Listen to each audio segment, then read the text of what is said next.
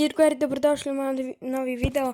Danas snimam Age of Civilizations 2 sa Srbijom i u prošloj epizodi sam napao Sloveniju i pripremio sam se za rat protiv Bugarske, ali me onda Austrija napala i na kraju sam osvojio ove tri, odnosno ovih 5 pokrajina, ne 3.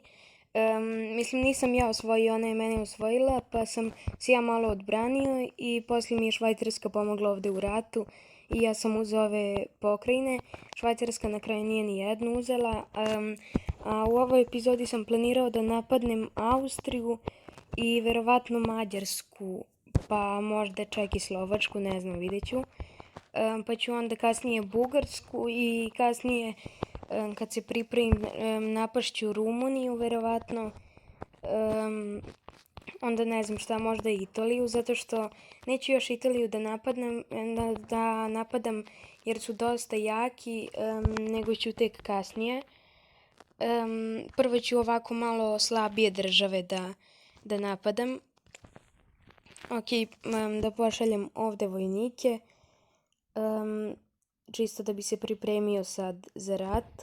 Sad Švajcarska ne može ovamo da ode, verovatno zato što nema vojni pristup sa Italijom ili sa Austrijom. Sad ću vidim da li se mrzi sa nekom od ovih država. Znači, sa Austrijom se trenutno ne mrzi, a ni sa Italijom, ja mislim. A ni ne voli se sa tim državama. A i mislio sam uskoro da uđem sa još nekom državom u savez, na primjer sa Rusijom. Čudno mi je da Rusija još ne ratuje. U stvari da, ratovala je protiv Kine. Da, sad, gde je Kina? Ok, ovdje ima 2 pokrajine, da. I sad samo se ove 2 pokrajine osvoje i to je to. Samo Indija ne može da dođe zato što umjesto da ovdje sagradi luku i sa vojnicima dođe na more i osvoji ove 2 pokrajine, njeni vojnici moraju skroz ovdje da dolaze ovdje negdje gdje ima luku. Ili možda nema nigde luku, zato što Peking ne izlazi na more.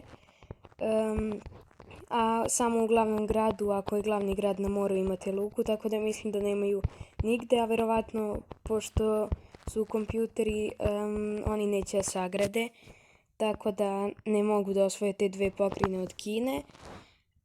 Prvo ću da asimilujem sve ovo, da nemam problema sa tim, ok, i ovdje malo, ok, mislim da je dovoljno, ne treba više, samo da vidim ovo, znači 9. svetska vojna sila sam. Ovo istraživanje, investicije i robu, to sam podigao dosta, tako da sa tim isto nemam problem. Sad ću malo da sačekam da se pripremim za rat protiv Austrije, tako da se vidimo posle toga. Ok, sad mi se desilo dok sam se pripremao da me Švajcarska pitala da uđem u rat protiv Nemačke, ali ja neću, mislim ovako bih ušao da je malo manje, ali Nemačka ima, znači tvoju teritoriju Nemačke, ima Dansku, Holandiju i Belgiju, ja ću to da odbijam. Sa Švajcarskom se sad malo manje volim, ne znam zašto, mislim verovatno jer sam odbio, ali da, Nemačka će 100% Švajcarsku da pobedi zato što ovdje ima 23.000 vojnika. Mi moram sa Nemačkom da poboljšam odnose zato što ako me Nemačka napadne, ja sam 100% gotov. Tako da moram sa njima da poboljšavam odnose. Čak da vidim da li za mene piše, da, za mene piše ovo velika sila i zvezdica. Ne, Mađarska je napala sad Slovačku, tako da morat ću sa Mađarskom da se bijem i za Slovačku. Mi sad da vidim samo da Švajcarska je gotova. Nemačka je i to osvojila. Nadam se da neće sad Austriju da mi ukrade pokrajine. Čudno je da Francuska i Nemačka trenutno nisu u ratu ili da su bile u ratu zato što obično se mrze i uvek na početku budu u ratu. Ali evo nisu ni sad. Znači sve vreme nisu u ratu, tako da ajde ja ću da se pripremim pa se vidimo malo kasnije. Ok, evo sad sam se pripremio. Austrija sad ima samo 3 pokrajine zato što je Češka to osvojila, a ja se volim sa Češkom pa nisam hteo njima da objavim rat, mada i mogu u ovoj epizodi Austriji objavim rat Češkoj i Mađarskoj, tako da ajde sad ću Austriju. U stvari imam još primirje sa njima. od prošle epizode do 3. maja 2031. To je sad. Tako da, ajde, sačekat ću. Ok, sad mogu. Evo, poboljšani odnosi ovde i tako dalje. Švajcarska više ne postoji, tako da nema više nijednog saveznika, pa ću morati novog da nađem, na primjer Rusiju ili ne znam tačno koga, a neću da mi neka država koja je jaka, ali da je daleko, da im bude saveznik, zato što ja dok je pozovem, tu ima ko zna koliko da dođe. Ako sam ja u ratu i treba mi pomoć, ko zna koliko treba da dođe ta država ovde u Evropu.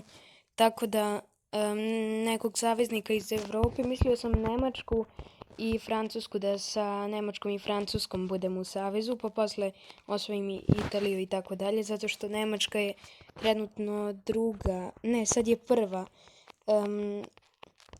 svetska sila, ja sam 6.